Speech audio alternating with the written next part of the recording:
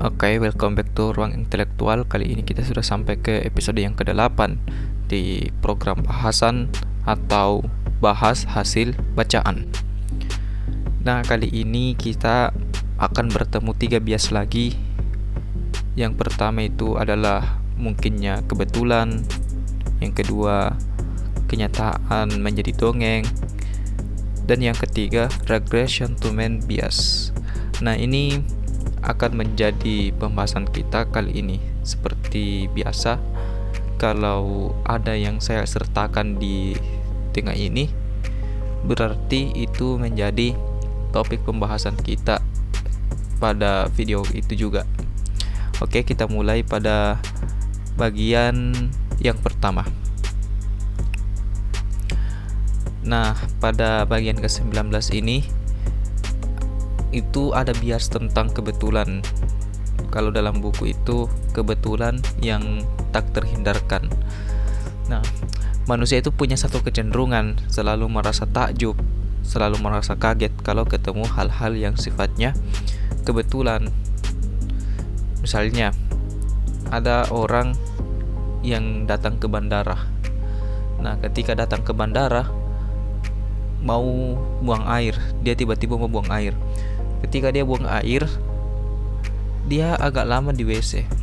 Karena lamanya di WC itu akhirnya ketinggalan pesawat. Nah, ketika dia keluar dari kamar mandi kan agak kesal begitu. Aduh, ketinggalan pesawat ini. Nah, ketika dia sementara kesal begitu, tiba-tiba ada berita kalau pesawat yang mau dia naiki tadi ternyata kecelakaan.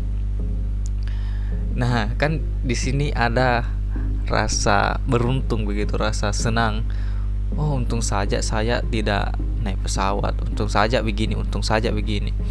Nah, tapi kita bisa bertanya, apakah sebenarnya dia tidak naik pesawat itu karena punya firasat, ataukah dia tidak naik pesawat itu karena sebetulnya dia itu ya kebetulan saja.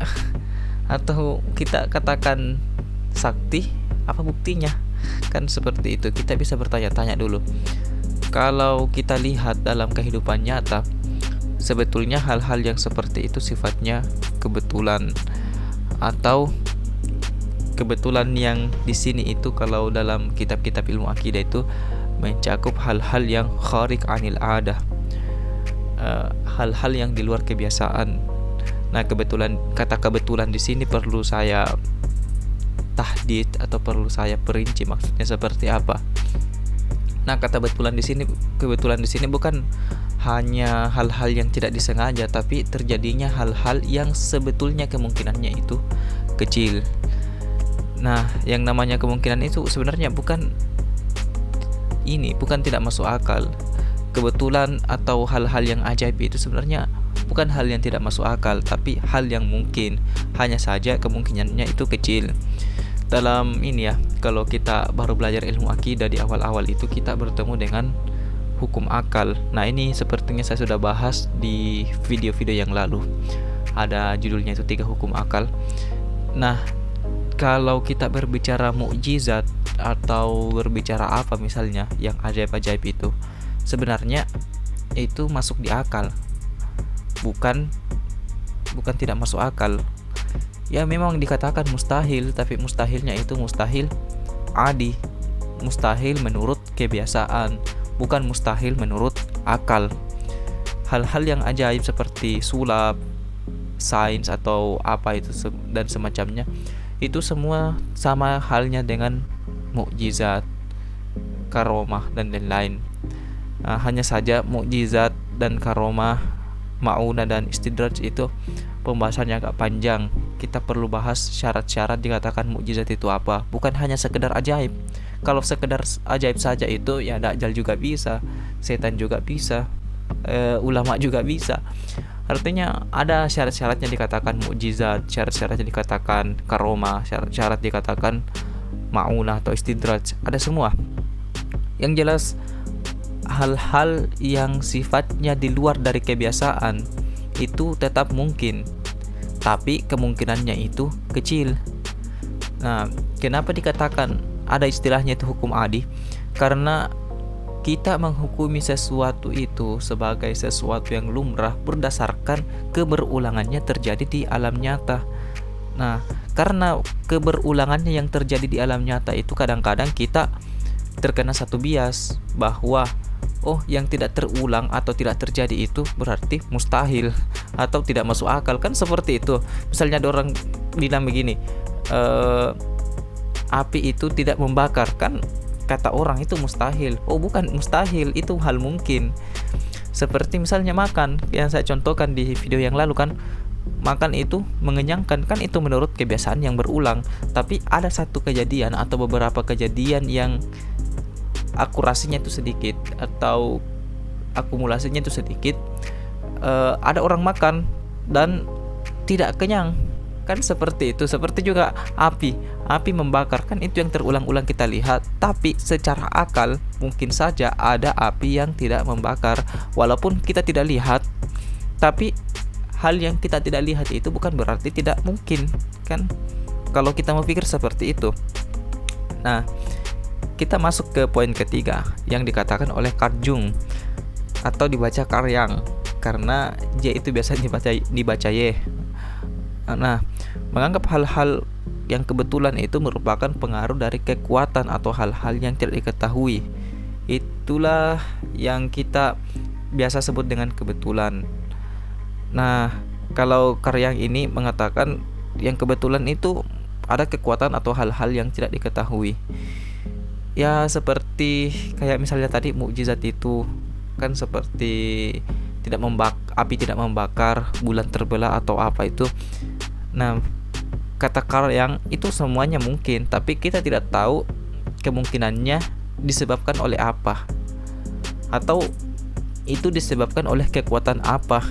Nah, jadi kita jangan terlalu gembira atau terlalu takjub sama hal-hal yang sifatnya kebetulan, karena bisa saja pada saat itu ya memang kita hoki, kita memang saat itu beruntung, atau ini kebetulan dalam kejadian, atau misalnya kita melihat kebetulan lain yang kecil kemungkinannya, seperti apa itu kecelakaan tadi kan, gagal kecelakaan. Atau ada tuh kawan saya waktu di mana itu jalan-jalan di luar, ditanya di mana tempat A, ya dia kan orangnya sok tahu, jadi tunjuk saja, oh tempat A itu arahnya ke sini. Nah, ketika orang yang bertanya itu ke arah yang dia tunjuk, kebetulan pada saat itu juga benar, ya dia gembira dong. Nah, tapi gini, yang namanya kebetulan sekali lagi tetaplah kebetulan, sesuatu yang sifatnya kemungkinannya kecil dan mungkin saja terjadi sebagaimana hal-hal lumrah yang biasanya kita lihat.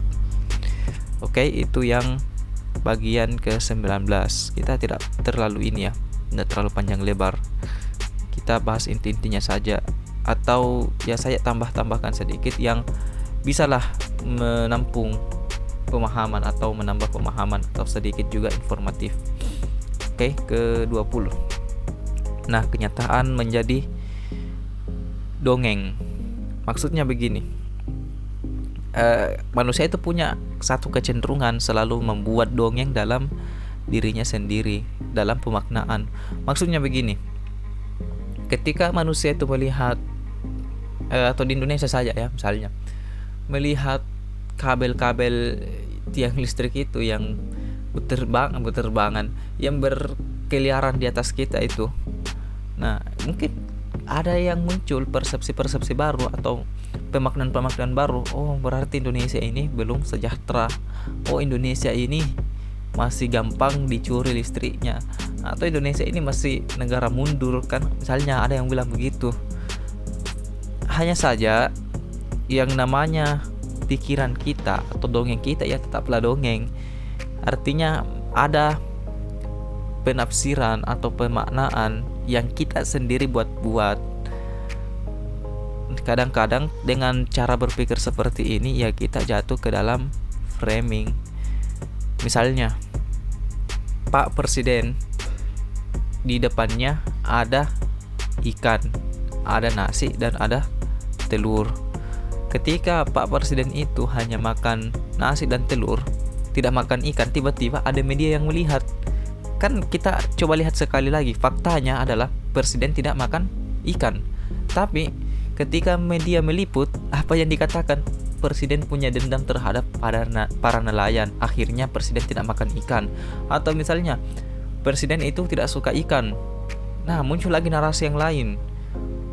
Presiden itu alergi ikan. Kan bisa saja muncul narasi-narasi yang seperti itu. Tapi faktanya hanya satu. Faktanya adalah Presiden tidak makan ikan. Tapi muncul pemaknaan-pemaknaan yang seperti tadi.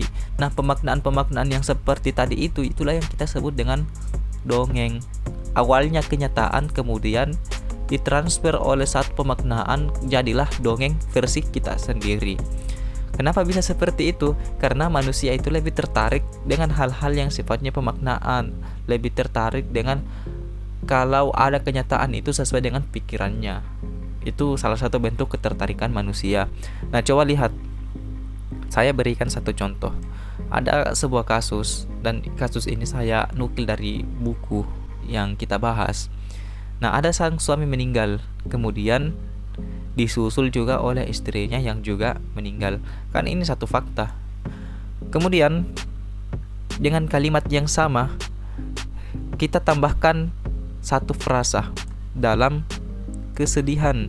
Sang suami meninggal, selanjutnya istrinya juga meninggal dalam kesedihan. Nah, kalau kita tanya yang mana tertarik dan mana lebih menarik, menurut orang-orang kebanyakan orang itu akan memilih yang kedua ini, karena ada frasa dalam kesedihan, ada pemaknaan yang sifatnya dongeng ini atau hal-hal yang dibuat oleh pikiran manusia itu sendiri. Nah, karena adanya kecenderungan manusia yang suka dengan hal-hal yang bermakna, hal-hal yang dongeng inilah yang dimanfaatkan oleh para media, yang dimanfaatkan oleh para iklan, pengiklan, penjual, sales, dan lain-lain. Ini juga dijadikan bahan politik. Misalnya kan ada presiden, saya tidak sebut nama ya. Misalnya ada 2 orang calon presiden. Kandidat 02 membatalkan undangan ke rumah kandidat presiden nomor 1. Nah, kan faktanya hanya menolak undangan, tapi tiba-tiba salah satu pendukung itu menyimpulkan begini. Berarti paslon 02 ini memiliki dendam tertentu kepada paslon 01.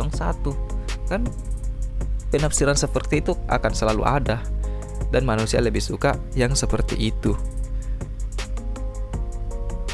Jadi kalau kita membaca atau mendengar satu cerita, ya kita harus bertanya-tanya, kita harus verifikasi. Nah, kita harus memverifikasi atau mengklarifikasi hal-hal yang kita anggap salah. Nah, kita harus tanya fakta apa yang disampaikan, kemudian dari siapa, tujuannya apa, atau keadaan disembunyikan atau tidak. Dalam dunia jurnalistik, sebuah berita itu dikatakan benar dan tidak menjadi hoax ketika memenuhi 5W1H. Ya, kawan-kawan sudah maklum, silahkan cari di Google kalau tidak tahu. Nah, kenapa ada 5W1H? Karena dengan rumus ini, cerita dan fakta kita akan tahu kebenarannya seperti apa. Akhirnya cerita itu akan menjadi lebih informatif. Kan seperti kasus ini. Kalau kita pakai narasi yang pertama ini justru lebih informatif daripada yang kedua. Karena yang kedua ini lebih kepada pemaknaan. Coba lihat kata dalam kesedihan. Ini yang masalah. Nah, kemudian ada namanya Stremon fallacy. Ini saya tambahkan satu poin saja. Jadi Stremon fallacy itu kita selalu membuat-buat anggapan tentang sesuatu yang pada aslinya atau pada hakikatnya yang kita kira-kirakan itu tidak seperti yang kita pikirkan. Ini mirip-mirip dengan suzon. Ya, misalnya kan ada kawan naik motor. Nah, ketika dia naik motor itu tidak balik ke kita. Nah, ketika dia tidak balik ke kita, ada macam-macam kan penafsiran di situ. Oh, dia itu sudah lupa. Dia itu misalnya sudah benci sama kita. Dia itu sudah memusuhi kita. Dia itu sudah sukses, lupa temannya. Kan bisa muncul penafsiran seperti itu. Penafsiran semacam itu namanya streamer fallacy. Kan bisa saja dia naik motor itu karena memang perhatikan jalan. Kalau misalnya dia balik, nah kan bisa saja dia kecelakaan atau hal-hal buruk terjadi. Nah, begitu juga Suzon itu kekeliruannya di mana? Di streamer fallacy. Suzon itu dibuat-buat oleh pikiran kita sendiri. Kenapa? Ya namanya kan zone itu dugaan kuat, dan dugaan kuat itu berdasarkan bias informasi yang ada di akal kita. Kita berprasangka buruk berdasarkan apa yang kita tafsirkan berdasarkan akal kita sendiri. Kita lihat satu fakta, dari fakta itu kita kemudian tafsirkan sesuka kita. Akhirnya munculnya suzon. Kan bisa muncul seperti ini dari cara berpikir yang di urutan ke-20 ini. Nah, itu yang kenyataan menjadi dongeng. Kita lanjut ke 21. Nah, regression to mean bias. Maksudnya seseorang itu kadang-kadang meletakkan faktor kenormalan pada sesuatu yang lain. Pada hakikatnya dia itu normal tapi terhalang oleh faktor yang lain. Misalnya, contoh, setelah saya berobat ke klinik A, maka saya kembali sembuh. Nah, kan artinya ketika dia berobat, dia itu tidak sehat. Artinya sebelum dia berobat atau sebelum dia sakit itu kan dia sehat. Nah, di sini dia berobat ke klinik A, lalu mengatakan bahwasanya klinik A ini adalah sebab dia sembuh. Nah, kasus yang kedua, setelah saya push up 15 kali, skill saya kembali normal. Nah, misalnya kan ada orang yang ini main bulu tangkis, tiba-tiba skill kejagoannya itu hilang. Kan ini misalnya pebulu tangkis yang pro. Nah, tiba-tiba skillnya hilang. Akhirnya dia bilang, oh kalau saya push up 15 kali maka saya kembali normal, skill saya itu kembali normal. Padahal ada hal-hal yang mungkin saja bisa terjadi, hal-hal lain. Misalnya kan berobat ke klinik A tapi ternyata tidak sembuh. Atau misalnya push up 15 kali tapi ternyata skillnya tidak kembali normal, malahan tambah drop. Nah, ini yang disebut dengan regression to mean bias. Artinya kita meletakkan satu sebab, dan sebab-sebab ini kita katakan sebagai sebab normal, kembali seperti biasa. Itu bahasa yang di buku, kembali seperti biasa atau kembali normal. Nah, ketika orang meletakkan sebab-sebab seperti ini, maka dia akan menafikan kemungkinan-kemungkinan lain. Misalnya kan ada orang, oh kalau saya minum sebelum ujian maka konsentrasi saya itu akan meningkat. Nah, tiba-tiba kan bisa saja ada orang puasa tapi dia tetap konsentrasi. Atau kan bisa saja ketika dia minum ternyata dia kencing-kencing atau dia selalu mau buang air. Kan bisa seperti itu, dan ketika dia mau buang air konsentrasinya malahan terganggu. Nah, jadi berhati-hatilah ketika ada orang mengatakan saya begini karena A atau apa. Karena bisa saja sebenarnya dia itu normal, tapi ada faktor-faktor lain atau ada keadaan-keadaan lain yang membuat dia tidak normal. Ketika faktor itu hilang, maka kembalilah dia normal. Makanya kadang-kadang itu ada orang sakit dan ketika dia tidak berobat tetap sembuh. Dia hanya istirahat secukupnya, kembali normal. Kan artinya bukan klinik A yang menjadi sebabnya. Bisa saja ada faktor lain yang membuat dia menjadi tidak normal. Misalnya juga ada orang pintar, tapi ada keadaan-keadaan lain yang membuat dia blunder, yang membuat dia kurang fokus. Akhirnya dia tidak normal, dia tidak cerdas lagi seperti biasa. Nah, itulah yang kita kenal dalam salah satu pepatah bahwa sepandai-pandainya tupai itu melompat, dia juga bisa terjatuh. Bukan berarti karena tupai ini bisa jatuh maka tupai itu tidak jago lagi, tapi sebenarnya tupai itu pada hakikatnya jago lompat, tapi kejagoan itu atau kemahiran itu tidak menjamin orang tidak jatuh dalam sebuah kesalahan, tidak jatuh dalam salah satu lubang kesalahan juga. Nah, kurang lebih seperti itu. Jadi dalam meletakkan satu sebab, kita perlu lihat apakah sebenarnya yang normal ini itu hakikat tapi terhalang oleh sesuatu yang lain, ataukah memang ada sakit tapi sakit ini hakikat. Kan tidak mungkin ada orang yang sejak awal, ya bukan tidak mungkin secara akal sih, tapi menurut kebiasaan ya, orang yang sejak awal, sejak A sampai Z itu ya sakit terus. Kalau ini kita pakai kebiasaan yang normal. Nah, kalau kita katakan misalnya penyakit itu hakikat, berarti tidak sehat dong. Nah, kalau kita misalnya mengatakan sehat itu sebagai hakikat, atau kita mengatakan sehat itu sebagai keadaan asal, maka sebenarnya ketika kita sakit itu, kita tidak benar-benar disebabkan, alias kesembuhan kita itu tidak disebabkan oleh satu hal, tapi pada dasarnya kita sudah sembuh. Nah, kurang lebih seperti itu di bagian ke-21. Oke, jadi saya mau ralat sedikit kata-kata saya tadi bahwa tidak mungkin ada orang yang sejak awal sakit sampai meninggal. Secara akal iya, memang mungkin ada, tapi secara kebiasaan juga ya bisa saja ada. Karena saya barusan ingat, saya ketemu fakta yang seperti itu beberapa tahun yang lalu, dan itu ya cukup memilukan. Nah, jadi kita perlu lihat dalam kenyataan sekali lagi, apakah kita sebenarnya normal, sehat kita itu adalah normal dan tidak butuh sebab, ataukah kita pada hakikatnya itu sakit. Nah, kalau kita melihat oh ternyata kita normal, maka ya kita tidak akan meletakkan sebab-sebab seperti klinik A ini atau push up 15 kali ini sebagai sebab kita normal, karena pada dasarnya kita itu normal. Nah, kurang lebih demikian.